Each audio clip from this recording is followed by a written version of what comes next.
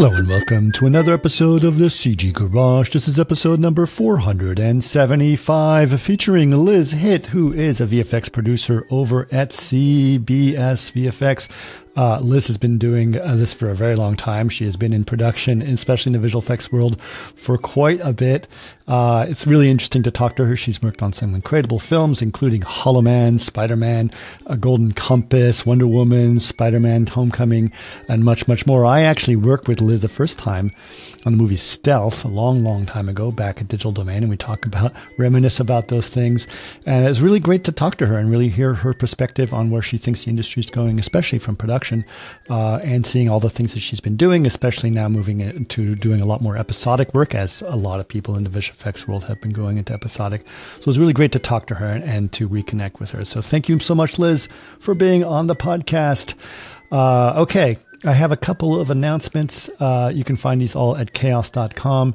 Right now, I want to let you guys know that we have been working on Project Arena for a little bit. As you know, if you guys are interested in learning more about Project Arena, just go to chaos.com/virtual production. Again, chaos.com/virtual production.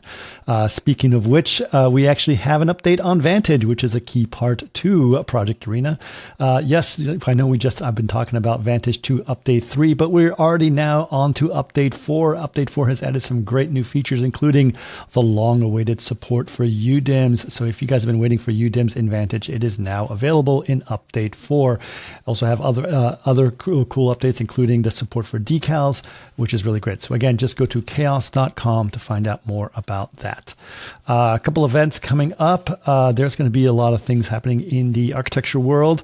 Go to chaos.com/events for all these announcements. But we will be at AIA on June 4th to the 7th in Washington, D.C., and we will also be at NeoCon June 10th through the 12th in Chicago, Illinois. So if you're going to be at any of those events, we would love to see you. Okay, and if you guys want to know more about the podcast, you can find us out at our page, which is chaos.com/CG Garage. We also have a Facebook page, which is facebook.com/CG Garage Podcast.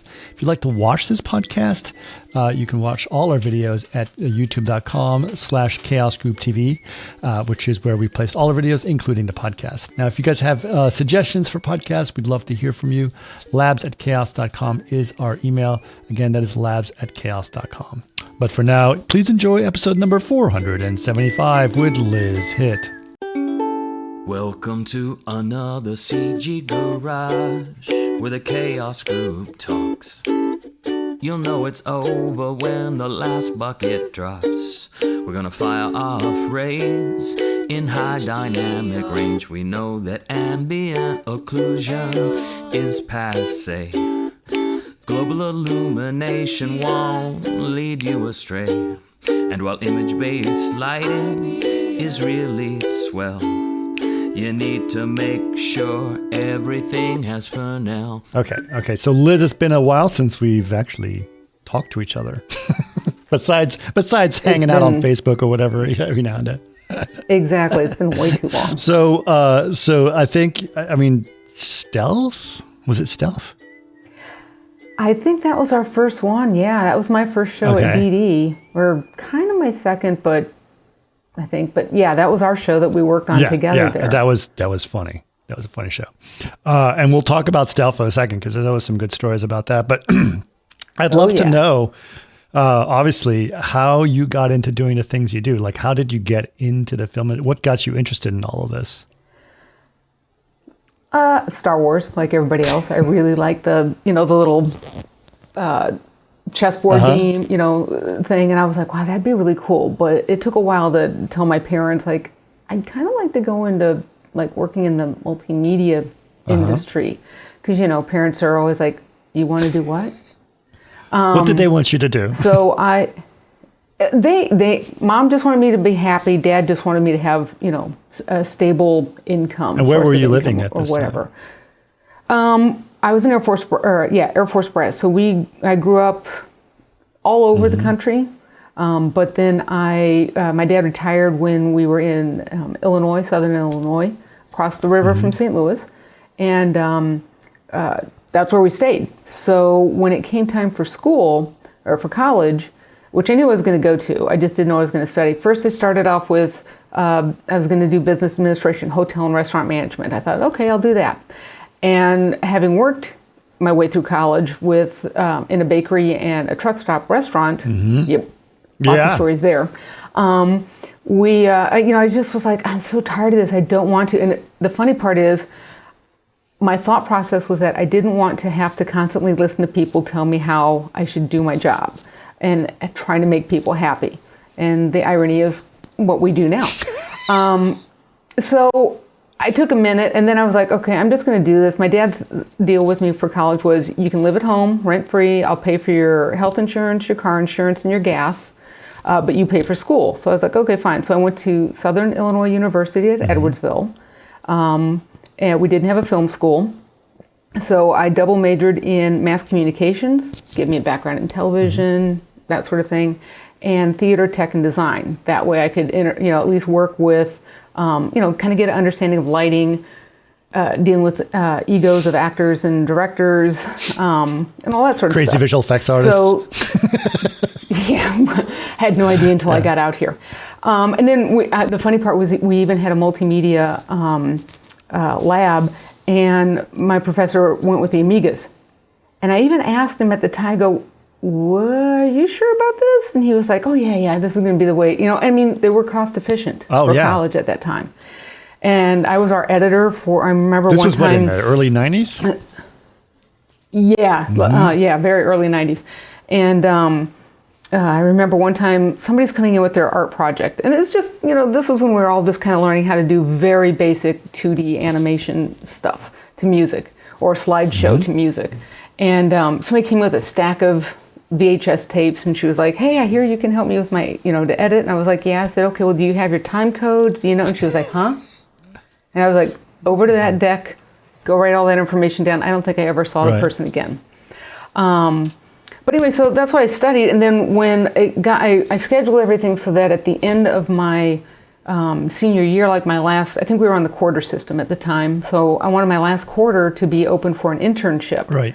And so I took a chance. I applied for an internship out in Southern California at, I think not Todd Masters. I know I went and talked to them for physical makeup. And then a little company called Dreamquest Images for visual effects. Because I was like, all right, well, they had a full-page color ad in the back of American Cinematographer for the December issue. And I thought, well, that's got to cost some money, so I'll give them a shot. And I ended up getting an internship out there. The irony is the guy that was in charge of the interns was from the St. Louis area. I didn't know that. His sister lives in Edwardsville. They've now become like my extended family as well. So I came out, didn't know anything about visual effects, didn't know anyone in the business. And I interned at DreamQuest, and that's where I grew up and got my education in visual effects. And it was awesome because this was right at the time where everything was switching to computers. So we had a traditional model shop, awesome people in there. And so that was great to be able to see physical models being built for various and sundry projects. It was also kind of sad to see them realizing that we were going to be able to create them digitally at some point. To watch, I learned about motion control and stage shoots. We had a gantry system there, which was really great. And so the guys were really wonderful to kind of explain, how that all worked. And then slowly our stages, and then we had also up above, and when you'd walk, you could see the matte paintings from, what was the movie with Bette Midler and Lily Tomlin, where they played sisters? Not twins, but something. Anyway, Big Business, I think was what it was called. Anyway, there's really cool matte paintings, and there was even one on glass from Hot Shots. Heart Dew. Yeah. So it was just really cool to be able to see those and show those off to people. And then slowly our stages got converted into workspace for artists. Just like at DD. In workstations. Yeah, exactly like DD. And so it was really interesting to learn all that stuff. And I remember talking to one of my he was a former intern. He's now a visual effects supervisor. He's been Dan DeLue. And I was like, what's a LUT? And he was like, it's a lookup table, and explained it to me. And we worked on projects together. So anyway, it was a really great time to learn and grow up in the industry. And all the people that I had met there, I think I think every one of them, if they called me, I'd be like, what can I do to help?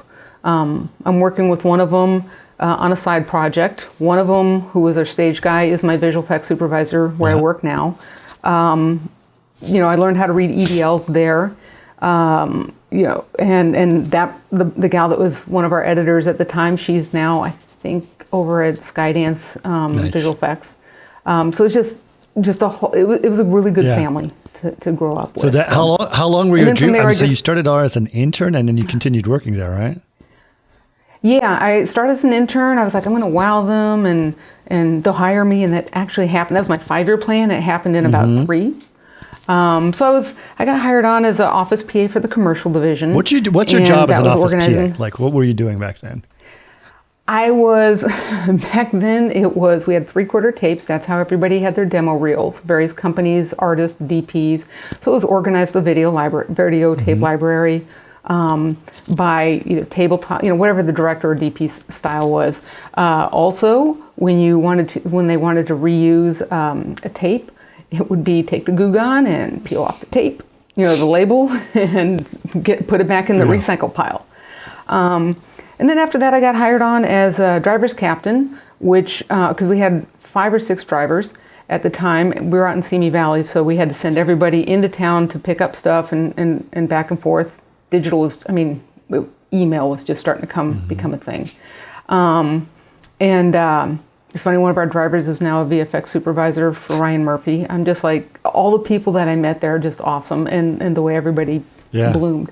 But I was driver's captain, so that's how I learned LA. I had my Thomas Guide map up, and I'd bundle the packages and send people to Burbank, and I'd be like, well, can I send them to Burbank and Culver City? And they're like, no. And the guys would explain to me, and I'm like, oh, so I learned that.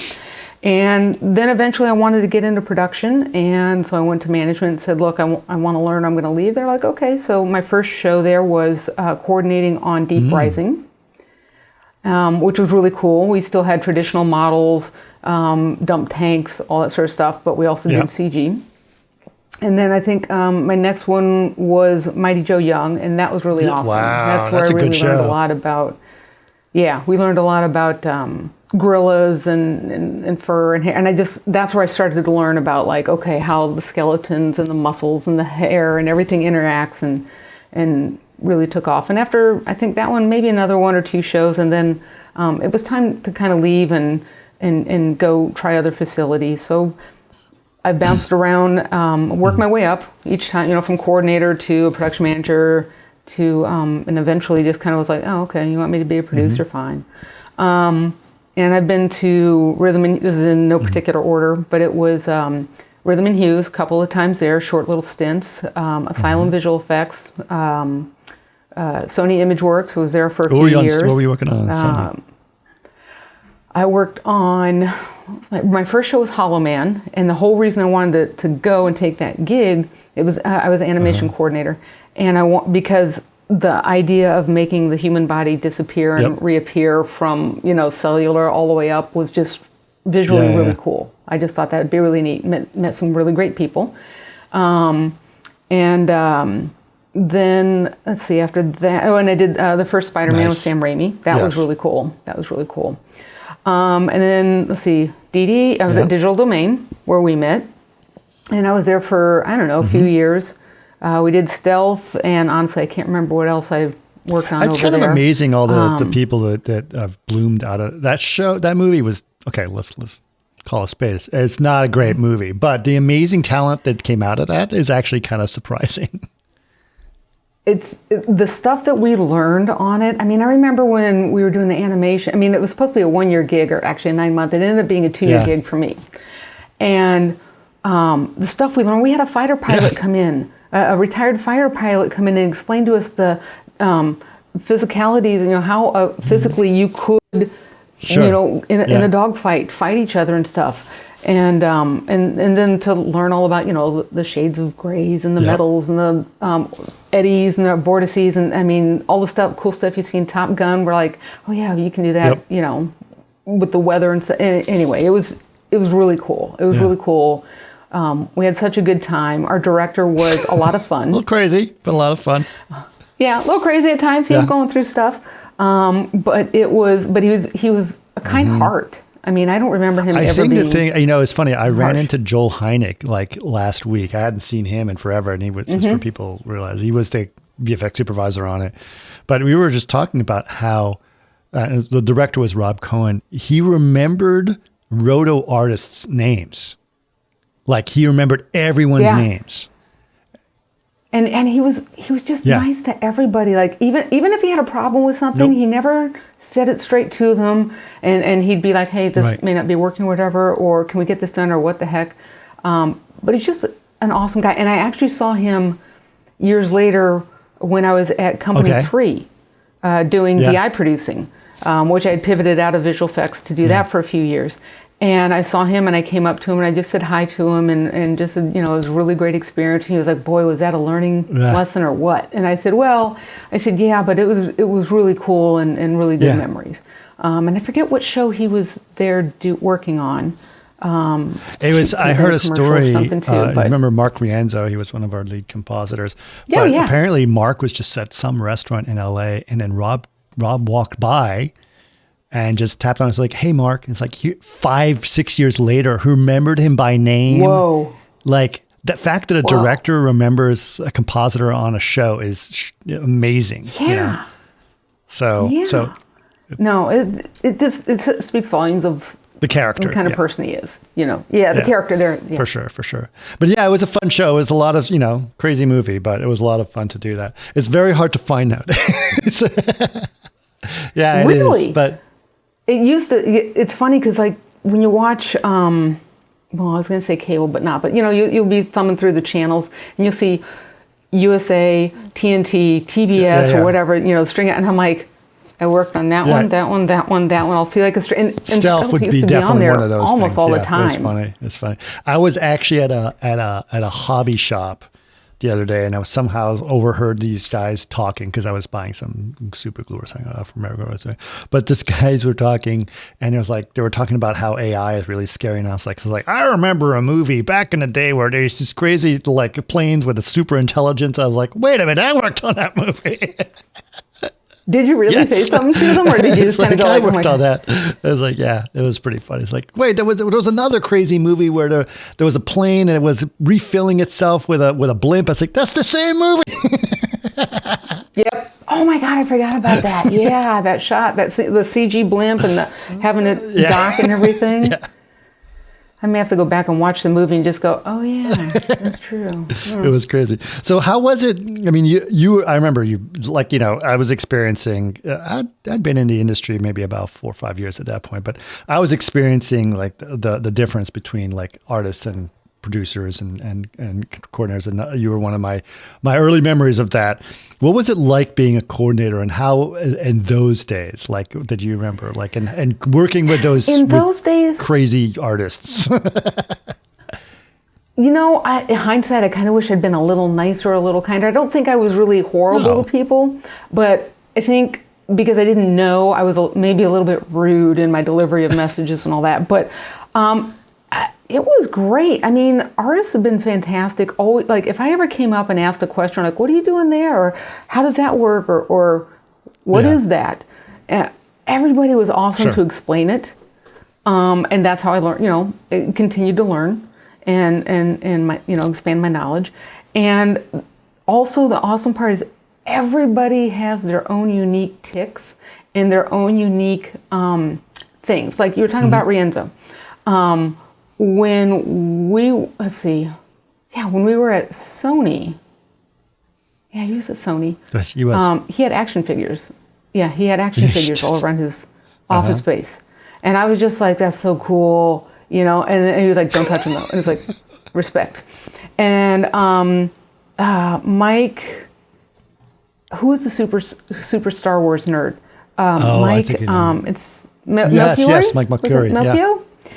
And that guy could answer any question. People would come to him and try and chase him, trick him with a trick question. He knew his Star Wars, and that was the cool thing.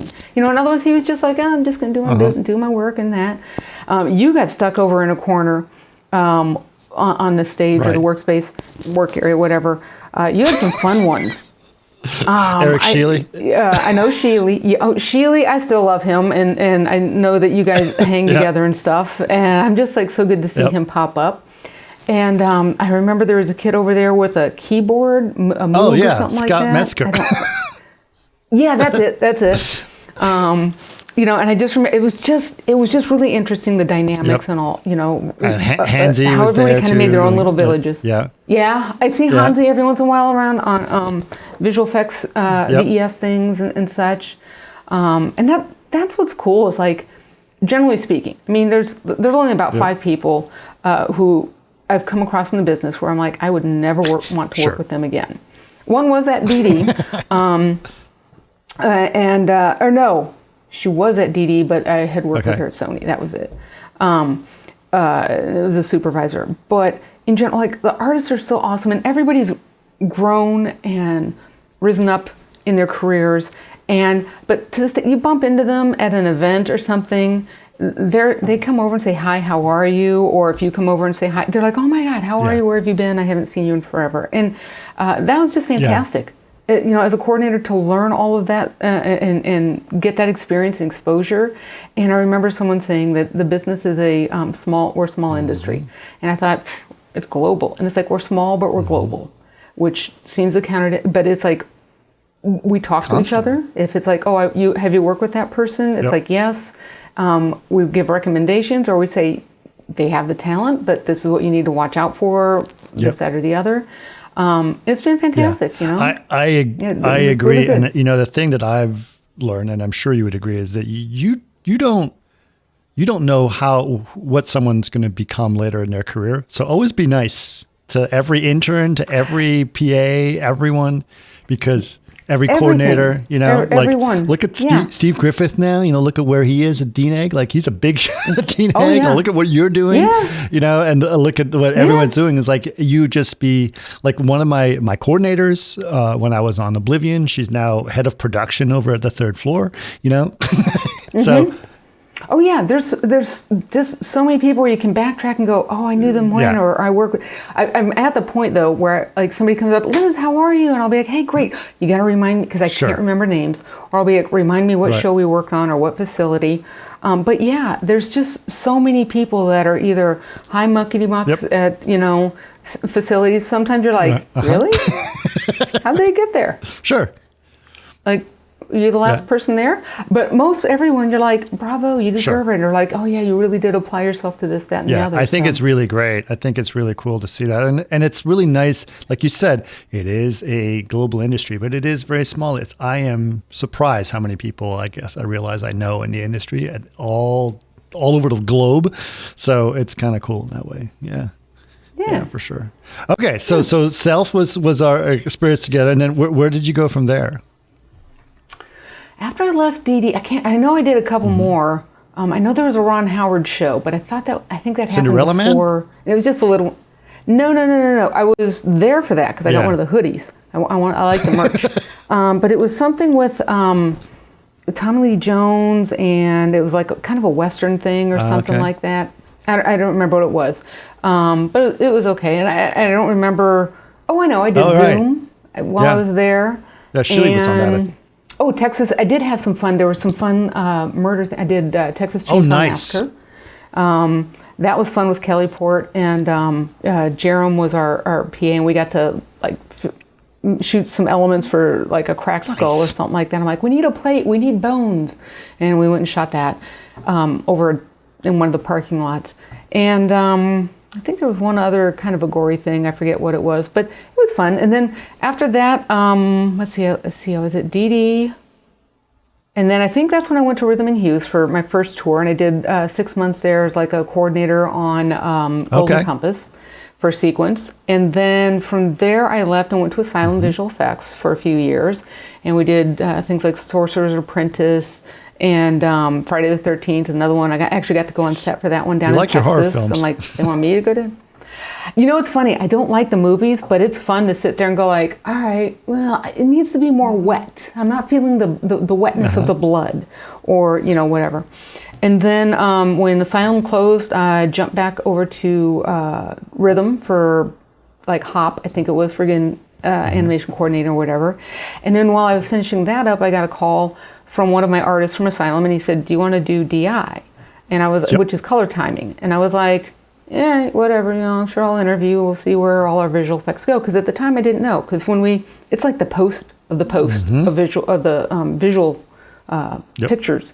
And so I went and met with them at Company 3, and they hired me, staff, which I was like, I don't even know what I'm doing. But I'm like, okay, fine, which was great. And I was there for about 6 or 7 years, I think. Yeah, and really got to work with some great people, great directors. Oh, yeah. Which of the Steffens? Any of them, and handsome. But I work with with both Steffens. I've worked with Dave Hussey, with Siggy. They're all just phenomenal. They all have their quirks, but it's amazing to watch them. Despite all the stories, it's amazing to sit there and be like, how are they going to do this? And then they do it, and you're like, and that is why they are the big bucks. But that was a great place to learn and grow as well. And it was great. I got to work on Wonder Woman when we were at the expo. We'd moved from the Lincoln Olympic spot to the exposition over in Santa Monica. It's a bigger facility. And that was awesome. Getting to, she's just a wonderful human being. And what else did we do? I did help out occasionally on a couple of things of like Superman versus Batman. Just filling in for a coworker who was out. I think, what else did I do over there? Hangar 3. Oh, Spider-Man Homecoming. I got to work on that for 2D and 3D. Got to go to the Sony lot. And this was at that big new facility, which was part of Method, right? It was all on the same campus. Yeah. We were Method and Company 3. And it was awesome. And then, so I did that for about 6 years there. And then Technicolor asked me about coming over. So I talked to them. So I went to them for a couple of years, and then they had their own whole mess. So I got laid off from there. And pivoted back into visual effects, and then that's when the pandemic hit, and I've been doing visual effects ever since, and I kind of haven't stopped working since the pandemic hit, which was a good thing. Are you doing it at a facility, or are you doing it at freelance per? I am vendor side. I'm at CBS VFX right now. We're small but mighty. Really reminds, I don't think we're even as big as DD, but we, just like any other facility, we expand and contract depending on how much work's going on. Right now things are a little slow. But I've been doing Episodic, which is really interesting because I'd never done that before being here. You did only feature work since then. I did only feature work prior to. I did a couple, when I was doing color timing, I did a couple of like small, like venue special projects, like Madam X was a Madonna like concert film thing. And so that was kind of cool. But yeah, and I didn't really do a whole lot of trailers. What was it like doing Episodic? Like how was that changed to you? Oh, I didn't know that they could add them. Like if you're doing a season 1, I had one show where I came on board, did season 1. We got to 12 episodes. Okay, cool. The company didn't have anything else for me, so I was going to go back to Company 3. Actually, I did go back to Company 3, then. Like literally right after I said, okay, I'll be leaving, maybe I'll be back in the fall, we'll see. And then they got it back 6. And I was like, that's a thing? I didn't know that happens. So somebody else covered those 6 episodes for me. And then I went and did a few projects with Company 3. And then I said, I'm going to go back to visual effects, and came back here and have been doing it since. And it's interesting because even with my background in color timing, it's like I also help when there's remastering for pop-up Paramount projects or whatever. They might have a need for some visual effects that either they can't handle internally or something where they're like, we don't have time for it. And so I can walk over and go, oh yeah, we can do that. Just send us the files and turn it around within a day or something like that. So interesting. So what was your, obviously over those years, what was the biggest thing that you learned, the changes that have happened? Well, very broad, but technology, it's changed so much. I mean, from when I started to where we are now, the business ebbs and flows all the time. Because you were there at the beginning when the idea of digital was brand new, right? Yeah. And, it's like there'll be slow points and busy points during and that's what I'm trying to tell people now. It's like, it will get better, but right now. Yeah. It's scary. The AI thing right now, it's like, we can't put the genie back in the bottle. So we either have to learn it, we're going to have to learn and understand it or get out. And some people are talking about doing that, and I'm like, I'm still intrigued about it. I want to learn more. I mean, and we've been using AI. I guess you could say that's the big thing, machine learning and AI. Since when we got started to where we are now, it's like rotoscoping. When it started, when I got in, it was, they had to go through and trace stuff and to get the roto completed. Now, so you can kind of set some points, tell the software, here's what I want it to do, and it gets it almost all the way, and then you just do a little spit and polish cleanup, which is scary because, again, that means less people doing the work, but it's a little bit more accurate. Same thing with, animation. Before you had to really set points and key frames and things for especially things to happen. facial stuff now. Yeah. And now facial with AI, it's like now you're like, what?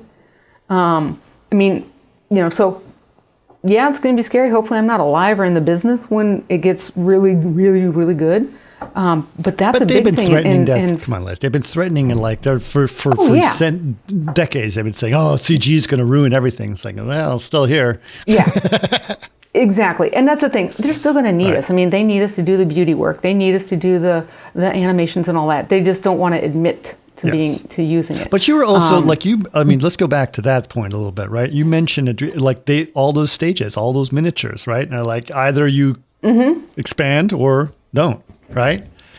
Yeah. Or then you talk about color with timing. You used to color timing was how much time it spent in the chemical bath of actually developing film. There were so many times, like when I started in DI, and again, I didn't know what I was doing. They're like, you better hurry up and get those files out tonight to film on a Friday. And I was like, okay, why not? Because the bath's going to change or the soup is going to change over the weekend. And if you send it Monday, it's going to look different. And I understood, okay, I get that from chemistry stuff. So I'm like, okay. And there were worries at times where it's like, can't make it. So something that, you could get most of a movie out and it'll go through Friday, Saturday, Sunday. And when you start seeing those prints on Monday, you're like, okay, it's a tinge yellowish or a little warm. Fine. But then you get that last reel that went in and you're like, oh, it's a tinge green. And you have to, your colorist will give you some numbers and you send it back to the lab and you get it reworked. Now, that's something, rarely do you go to film anymore.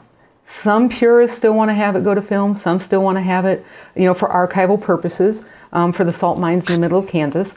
But in general, you don't have to do that anymore. But what came with it, and you're like, yay, no more film out. Oh, that's so great. But then there came more digital versions because you have your DCP for your digital cinema projection for most of the theaters now that have the digital projectors. Then you have your 3D version. Then you have your color version for when it's on glass, which is like how this is being watched on a computer, on a TV, on an iPhone or a tablet or whatever. HDRs. So those are all different color spaces. Yeah, your HDR, your SDR, your different resolutions, which for the longest time I thought that. I was like, I just hope they sent me the right thing. And now I'm like, okay, now I'm explaining to people, like, do you understand the difference and what UHD and true 4K Gray Marshall was is telling me that like some Marvel films had 24 different deliverable formats. Oh yeah, it would, and yes. So when you had your internationals, then you also have, some place isn't going to have one of these fancy digital. So then you might have to go to film. Plus, then you also, your 24 different versions, you also have to do subtitles or localizations for all the different languages. And, just when you're like, okay, this is going to be, I'll get this out and I'll be done. And you're like, I'm sorry, you need how many of what by when? So those are things that improved, but also added and made things a little more challenging. Yeah. It's interesting. And even and you'll have different edits too of a picture because some countries don't allow certain things in their movies. Some don't want smoking. Yeah, or like screen, I think in India you can't have labels on alcoholic beverages or something. Some weird thing. Yeah. Something like that. Yeah. So it's, there's always those kind of iterations that you have to do. Interesting. Yeah. So. Yeah. And these are the things that our mom, like when we said, hey folks, I want to go learn to make movies. Our parents had no idea. We started to explain this to them. They'd go, what? okay, I guess you got a steady job. And, I finally got my dad, and one day I asked him, I said, you didn't think I'd make it, did you? Like I'd be at it still this long. He goes, no. And I was like, okay, that's good enough for me. But it was fun to explain to him when he was watching one of his TV shows. He was like, this is supposed to be in Montana. And I'm like, Dad, do you see those mountains or hills behind that building? I said, that's Southern California. That is not where it's at. And he was like, oh. Yeah, MASH was filmed in the Santa Monica Mountains, not in Korea. I have still not made it to that spot out in the mountains. But that's super cool. I mean, what about that aspect of it, right? Because you mentioned like a steady job. It's not really it's not the steady job of you're working for an accounting company for 30 years and then you retire and get your gold watch or whatever, right? It's not that. You still moved around a lot, like we all did. Oh, yeah. And I'm still, it's like, I see friends are starting to retire from teaching jobs and things like that. I'm like, I still like what I do. I don't want to retire. And I am going to. That's not really retiring. I'd say it's going out to pasture a little bit, but it's not really.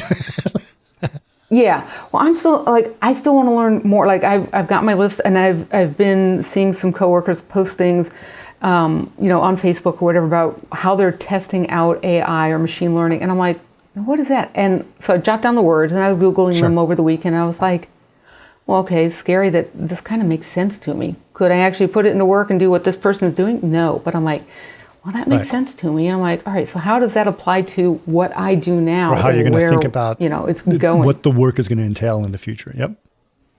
Exactly. Or what can I learn from the issues they're having now so that things will be smoother in the future? But yeah, it's just crazy, I mean, and I look back, like I never bought a house out here because I kept thinking, oh, I don't want to go that far into debt because, I don't know if I'll still be in this industry. Now I'm like, I should have done that. Yeah. But I'm still here after 20 plus years. Yeah. That's interesting. So let's think about that. I mean, you mentioned how obviously this is a transition or a part. We're coming out of it a little bit, but this was a hard time for the industry, right? And you said you had people that were looking at oh my God, it's not stable. But you've been through several of these. Right? You've been through major things. You've been through bankruptcies. I've actually been. Yeah, well, bankruptcies and where it's like, okay, how am I going to try and collect a check from anybody? And that took some scrambling on my own, and some people got screwed, and I was just like, I gotta just get the check for me.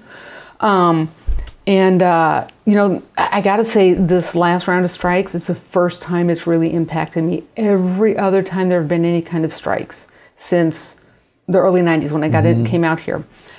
I have somehow been very fortunate to always be working. Like the last writer strike and stuff, now, right? Yeah, the last writer strike and the last... Yeah, those, I forget which company I was at, but I was working on something and it was like, I'm good for a good year and a half or whatever. I was like, it wasn't a worry. And then these last ones, I was like, okay, now I'm kind of worried. Like, what am I going to do? Because there was nothing. And it is a different situation.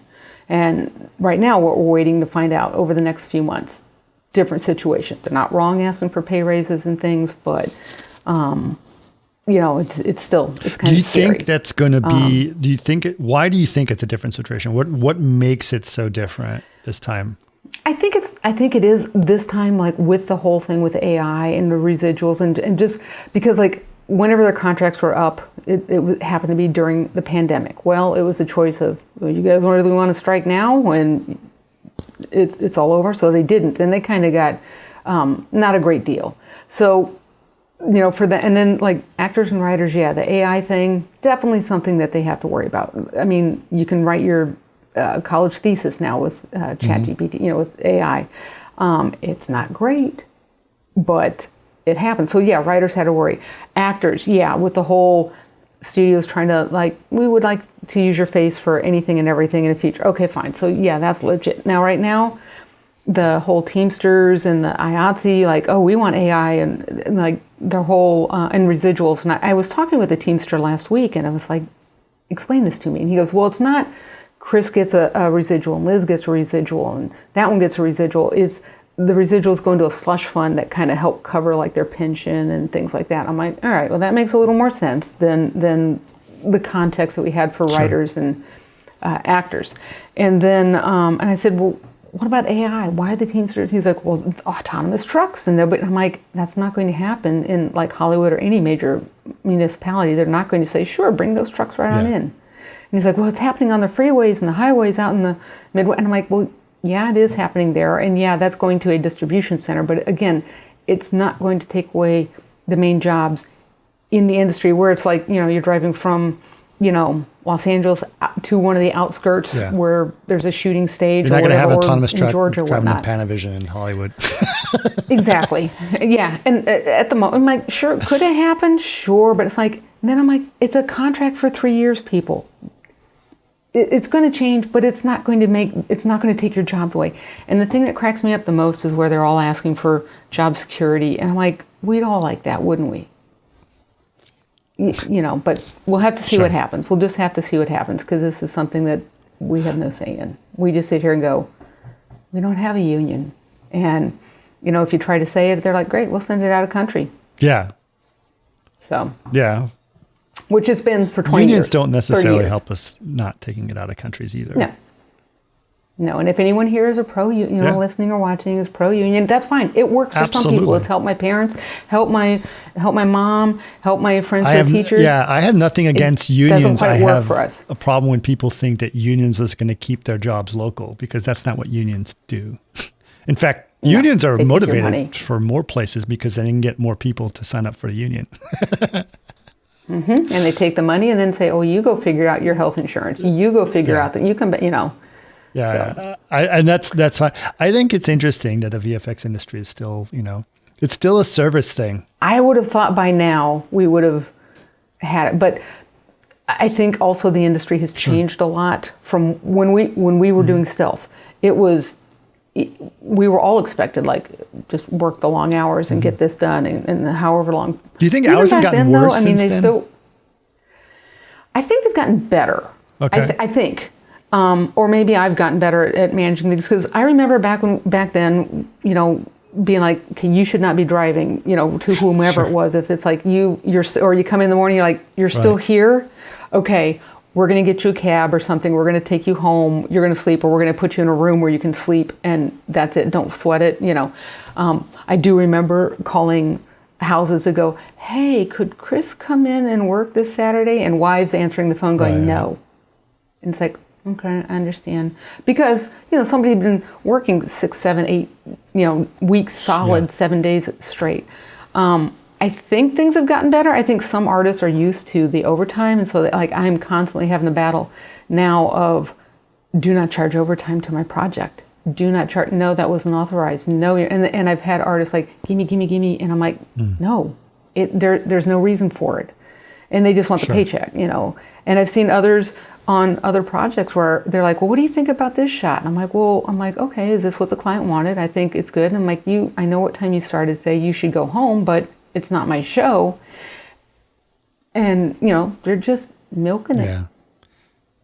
Yeah. But I think things have gotten better. I mean, when I was at Sony, things were crazy hours, crazy deadlines. Was a crazy show, It's still crazy deadlines. Yeah, Hollow Man, Spider-Man, just everything that was going on during that time was insane. But I think things have gotten better. I still read about friends and companies where they're like, okay, I'm having to do this many hours and this much, in a day, in a week. But I think it's gotten better. I could be wrong. What about now? Like what in terms of your your responsibility? Do you feel you still see people as connected as you did before? Do you feel like you've taken much more of a sort of a higher, sort of a bigger overview of people? I think I see people connected. You mean like connected with each other working more directly and with helping people, each other? Yeah. Oh, yeah. Oh, for that? Yeah. No. I mean, since the pandemic, it's a lot of remote. I mean, I make a point of coming to the office because, one, we're located on the Paramount lot. And two, that way I've got some clients down the hall in the same building with us. So I want the visibility. I want them to see me and be like, oh, yeah, we need to give them some work. We have a couple of artists I have one artist who likes to come to the office. So I'm like, okay, fine. He just likes to separate work and home and work. So that's fine. And we have a couple who, for the longest time, it has been we can't set you guys up to work remotely, which I'm like, well, that's shenanigans, because I know people that use the same equipment at other facilities who are working remotely. So eventually that's going to change. And then also I'd like to be the person in the office because just in case something goes wrong. Like one time I was working, this was shortly after we moved, here to Paramount, and I was working at 7 o'clock, and I'm like, and all of a sudden, shoof, all the light goes off, my power strip kicks on, all the UPSs kick on, and I'm like, okay, do we have to worry about a power bill here? I don't think so. I'm like, what? There was a commercial being shot outside, and someone told the PA to go in and get those lights in the windows off. So he just walked up to the box and went, chook, and I was like, dude, no. I'm like, I got things rendering that cannot happen. That I'm like, no, that's not going to happen. And so I had a little go around with some ADs, and my boss is going like, you need to tell somebody to stop this. Wow. And that was like, are you kidding? Like if I'd had people in the building working on machines, that would have been a big thing. This was more of okay, the UPS is kicked in and we got the power switch back on. But I was like, just tell me to black out the windows. So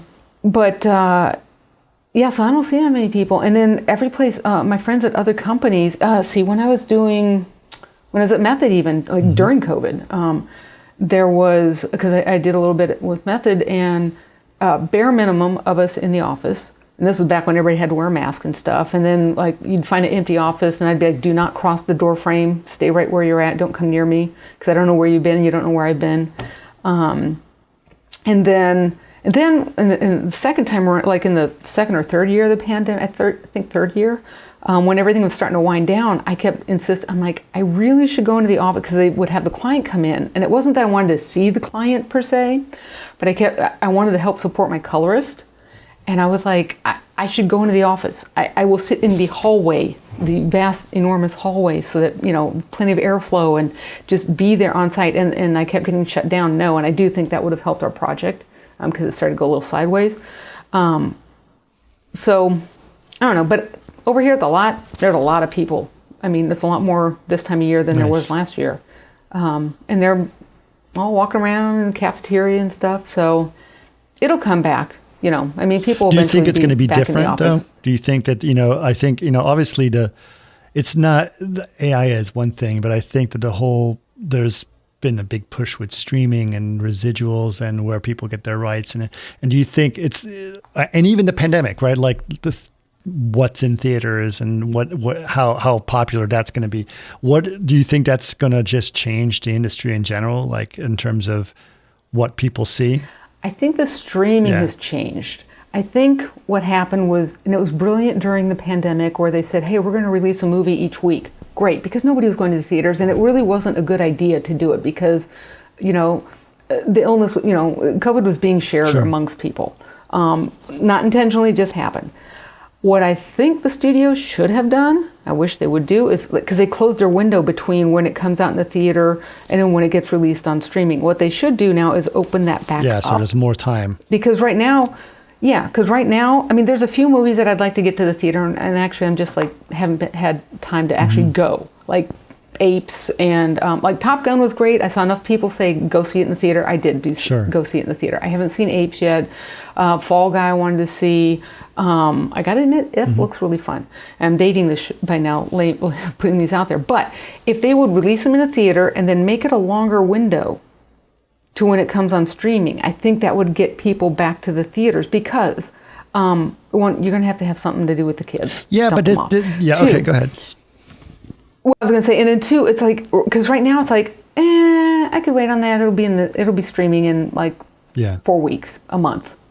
But whereas if I'm like, I gotta wait a couple months now. Okay, maybe I'll go to the theater this weekend and go see this. But I might be wrong, but I think that the studios are de-incentivized to do that because I believe, and this is something that they have to do in the theaters, but the incentive is that the first 2 weeks, the studio gets 90% of the profit of the film. Yeah. And then after that, the profit flips for the theaters. And so they they want to get that movie out of there as soon as possible to get another one of their movies where they make more money in as much as possible. If they had more movies, the quality movies to put in, that would be good. Right now, we don't have that. Like, I mean, they did put out a lot of crap. It was like during COVID, it was like, you get a deal, you get a deal, you get a deal. And some of the stuff coming out was like, who's really wanting to see this? And they're lamenting about how they're not making any money on streaming. It's like, yeah, because you're putting out a bunch of crap and you're buying up a bunch of, it's not quality. Yeah. You know what was interesting? I saw a really interesting article in The Verge about the correlation between the quality of content on streaming with and the amount of stuff that was out there with the interest rates. As interest rates went up, banks... I saw something and I haven't Banks read that were yet, less likely to give, you had to get loans with bigger interest rates, so you were getting less money to borrow, and so quality went down. And it's like, because they were giving more risks to things in streaming, which some were good, some were not good. Sure. But now they're like, we don't want to take the risk because of it. So it's interesting to see that. I'll have to look into that because I'd be curious to see, because weren't interest rates they were very good during COVID? Because we very yeah. So then we ended up with a bunch of crap. A lot. Some of it was good. Yeah. Some of it was good. Yeah, there were some. Yeah, there was some where you're like, okay, this is some good stuff, and then you stop making it because it's like, oh, now everybody wants it, so now we're gonna have to pay more for it. But we did finally get an end to superhero craziness. I think now we've kind of moved on to that, which is good. I think at this point we need to do that. So. Yeah, we need a little break from that sort of stuff. And we just need some quality rather than just all the visual eye candy. Yep. Well, that's cool. So throughout those years, I'm curious to know, like, who do you feel was one of your biggest influences or mentors or person that really helped you in your career? I got to say there was two actually at DD. Suzanne Berge was fantastic, and I'm sure I drove her mental with some of my stuff, because I do, hindsight, I look back and I'm like, oh yeah, I was young and stupid and just enjoying the whole adventure of everything. I was probably the same. But she was really good at being an example. And Bonnie Lemon was also one of my, and there was many times where, and I saw Bonnie one time at, probably the last time I went to the Bake Off. And I saw her one time and I said, I just want to say thank you. And she was like, what? And I said, because you taught me how to respond and react. I still don't react to things properly, as I should all the time. But I said, I find myself more and more going like, how would Suzanne handle this? Or how would Bonnie handle this? And I would handle it that way rather than how would Liz handle it? Because I have a tendency to shoot from the hip and ask questions later. And they were just much more calm, professional about, and so those two huge influences on how I think you're giving yourself a hard time, because I thought, I liked it, and in Stealth, I actually appreciated it. I liked it. I thought you were like, yeah, this chick gets shit done. Thank you. I tried, but, and I think there was the me that people saw, like the artists saw when I was coming through doing stuff. Listen, anyone could be there and just like get shit done, deal with Scott Metzger at the same breath that you're dealing with, Eric Shealy, like, let's go. We need these shots out for dailies now. I was like, oh, okay, listen to Liz. Yes, ma'am. Yeah. Well, it was fun. And that's why I still love doing it, because that's the best part about doing this job, working in this industry, is just seeing we work on crap projects sometimes, and sometimes we work on things where we're like, this is like a no-brainer, it's not challenging me. But when you do get the projects that are challenging, that are fun, where you're pushing the envelope, where artists are learning new stuff or pushing themselves, the output that comes, the product that you get is amazing. And at the end, you're all like, good job. Yeah. Well done. Yeah. And a few people you're like, okay, you not so much, you. Well, sometimes I think people sometimes get all frazzled for reasons that, For sure. Everybody has a reason, like, life happens. I had one time, I felt so bad. I went to an artist and I was like, hey, this is a different company. And I was like, hey, I need you to work tonight. I was going around to each person saying, like, I need you to work a little longer tonight. Like, I think I was asking for a 14-hour day or something. And he was sitting there, and this was somebody who would always say, like, okay, sure, no problem. And he was sitting there for a minute, and he goes, no. And I was kind of like, well, that's unusual. You can't make him. And I was like, that's fine. And it's absolutely fine for him to say no. And I was like, okay, well, years later, I find out he had just gotten off the phone with his wife and found out that she had a very serious illness. She had just been diagnosed. It was one of those life-changing ones where it wasn't cancer, but it was one of those ones where you go, oh my God, how are we going to handle this? And, I had no idea. He should not have been telling me any, at that time, it was not his place to tell me, and I was just doing my job and he was just doing his. But that was a big point where I would learn to go up and say, hey, listen, Chris, if you're willing, able, and available this evening, I could use a couple hours. I can get you approved for up to 10 or up to 12. I don't want you going past 12, whatever. Here's what I need to be done.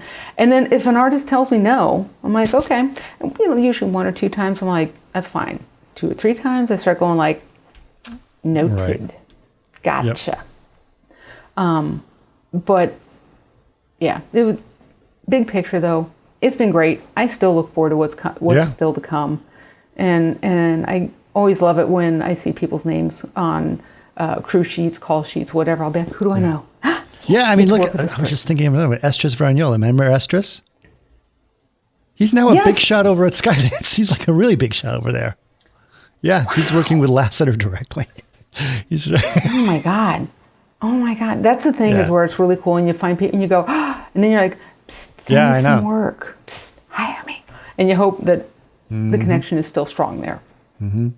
So. Yeah, I think it's kind of cool. Yeah. I think it's great that people have done, these careers that have sort of come out of all these different things and jumping around. And you're right. Like you mentioned at the beginning, it's like my 5-year plan turned into 3.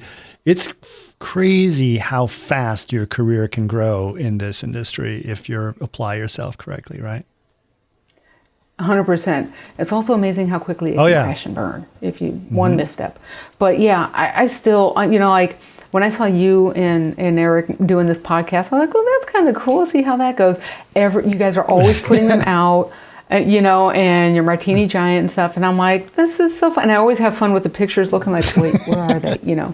That sort of thing. And I still look forward to again, whenever projects come up, whether production side has somebody or if they're another vendor, and I'm like, well, where are they working on this? Or, who's there? Because it's just fun to see people. And now that the whole COVID thing's kind of gone, I'm trying to get more and more out there and see people at VES events and Producer Guild events and at TV Academy events. I was like, okay, here's a check. I'll join that too.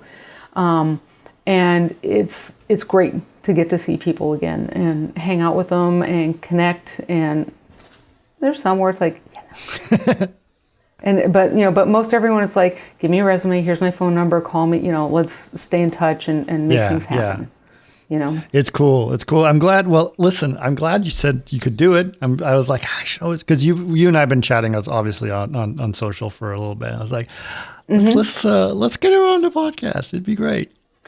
I'm super stoked. When you were like, would you want to? I'm like, yes, I'm so honored. Thank you. Yeah, it's awesome. It's awesome. And I'm going to talk to Sheely later today. So he and I are working on a big short together. Hello and oh, that's awesome.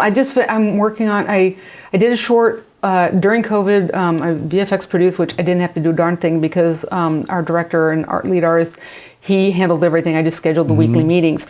And then one of my former coworkers at Asylum, she wrote a short.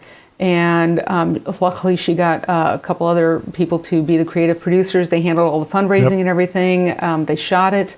And so now I'm helping with the post, with the color timing and the visual effects on that one. And then I just saw somebody post on Facebook today. They want to do an animated project. And I was like, well, let me know if there's any way I can help or be of assistance. So that's fun. So I look forward to hearing about. Yeah, it'll be fun. It's going to hopefully be out sometime, actually mid-July maybe. So we'll see. Oh, wow. Yeah. Awesome. Yeah, we're in post right now. Awesome. So we shot it in mid-May. So yeah.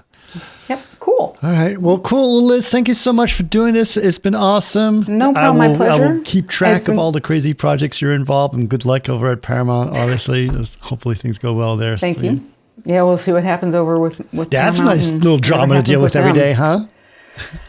Well, it's weird because like we're there, but it's like some people don't know we're even here. So it's just like, all right, we'll just see what. I'm just kind of like, it's like any other thing in the visual effects industry. I'm like, all right, we'll just see where things shake out. Paramount's still an important studio, though. It's very important. Oh yeah, Paramount will be. It's a brand. Nobody's going to get rid of that. It'll just be interesting to see how things advance. You know, I mean, for sure, career-wise, all that sort of stuff. Well, cool. Well, thanks so much, Liz. Appreciate it. No problem. Thank you.